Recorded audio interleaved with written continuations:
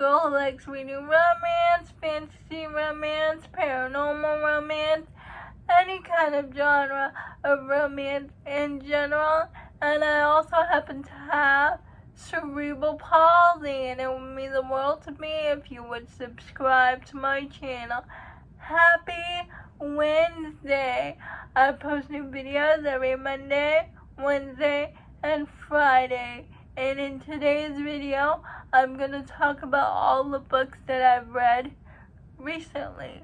3 of them are new releases, and 2 books are just books that I want to read. Honeycut by Sierra Simone, and I loved it.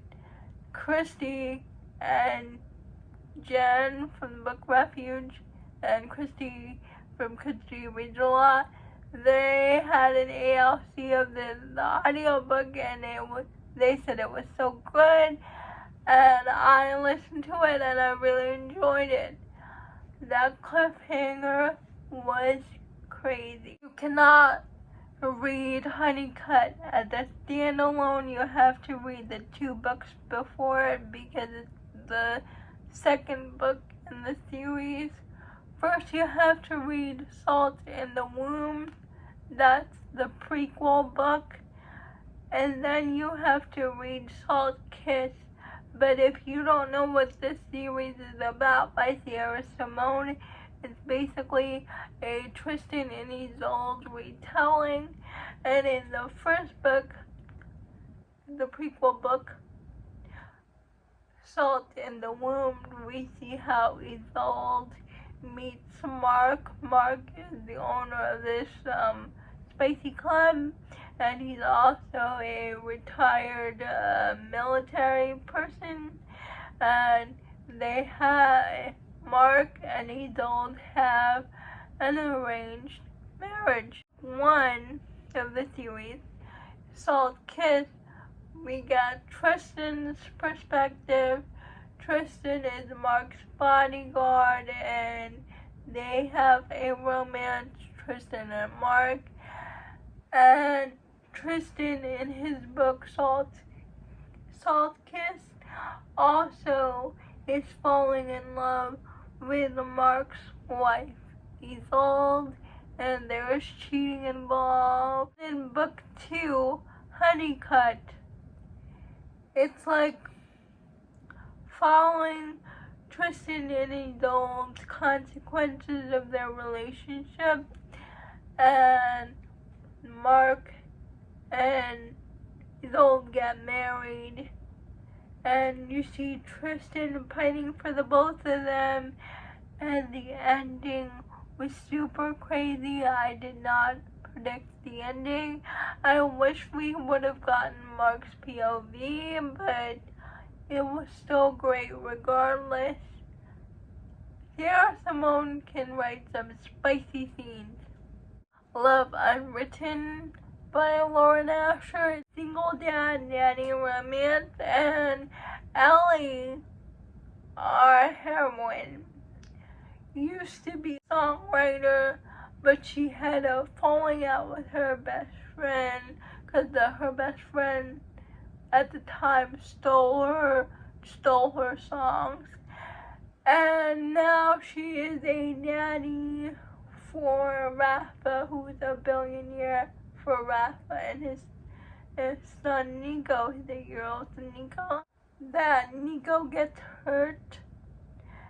Ellie gets blamed by Rafa for this because there's something that Ellie didn't tell Rafa about. Rafa doesn't give Ellie a chance to explain, he just fires her. His family was like, you should have let her explain. I know she wouldn't have not told you on purpose. She must have had a good reason for not telling you stuff. And he sees how devastated his son is about him firing her, and his son has a disability. He's going to go blind when he gets older, so he has a disability. And so, to make his son happy, he hires her again, but she said she'll only accept on one condition, that he has to treat her better. Nico wanted to go to Hawaii to experience all the Hawaii vacation thing while he still has his sight. And it's through that vacation Ellie and Rafa grow closer. They find out they are very similar to each other. Ellie actually had a crush on Rafa during high school, but Rafa wasn't one of the popular guys, and he didn't notice her. And when Rafa finds that out, he milks it for all it's worth. He's like, I was your first crush. And I thought it was so cute.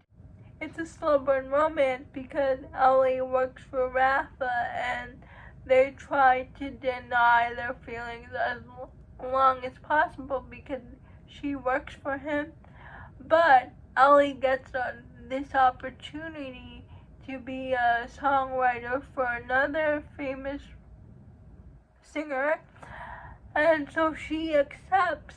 And when she accepts the job, Rafa and Ellie take it as a sign not to deny their feelings for each other, not to deny their attraction.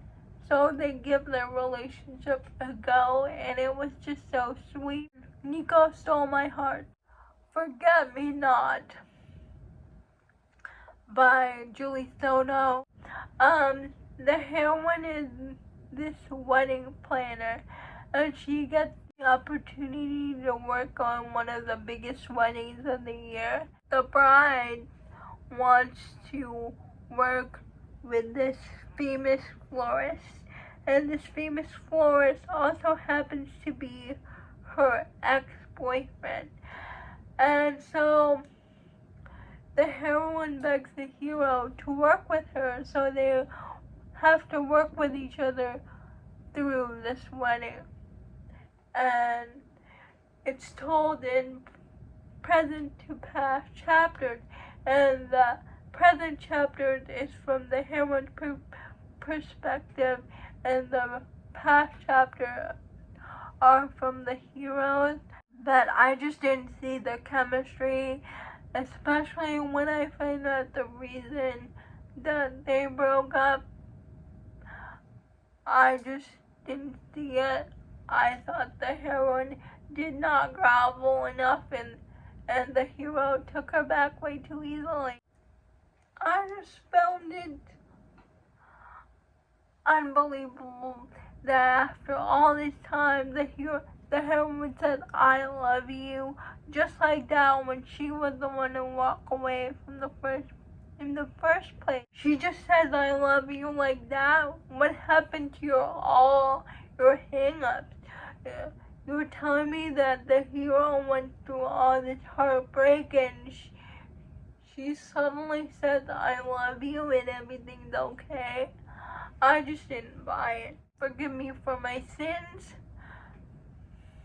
It's a taboo priest romance, forbidden, and we follow Ava, who she discovers her husband is cheating on her, eventually wants to leave the husband because her husband treats her terribly, and she starts going to the town church, and she volunteers at the church, and in doing so, she gets closer to the new priest, Lachlan. And Lachlan became a priest because of a tragedy that happened in his past. But as Lachlan and Ava spend time together, they begin to develop feelings for each other, and their passions ignite while he's still a priest. So it is taboo. But once they realize that Lachlan and Ava are they're falling for each other. Lachlan quits being a priest to be with Ava, but Ava's husband did not make it easy for them, and I like this book. I read this because of Jen from the Book Refuge, and I can't wait for other books in the series. Bright Lights and Summer Nights by Kat Singleton. This is the third book in her Billionaire series, and this is Emma's book. 25. She does not know what she wants to do with her life. Emma is having a midlife crisis. She does not know what to do with her life. Her friend from the first book offers her her vacation house in the Hamptons, and while she's there, she meets this guy. That guy turns out to be a famous football player, and they get to know each other. And the football player convinces her to be his fake girlfriend for 1 week in front of his family. She agrees to this because she's like, hey, I have nothing else to do. I might as well pretend to be his girlfriend because he asked me.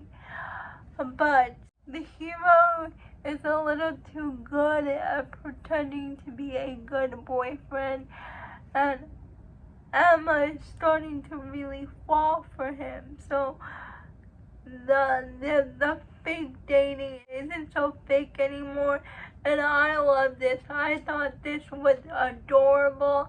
I read this book because I saw Christy from Chris and Morgan's review of this book, and they both gave it 5 stars, and I can see why this book is so adorable.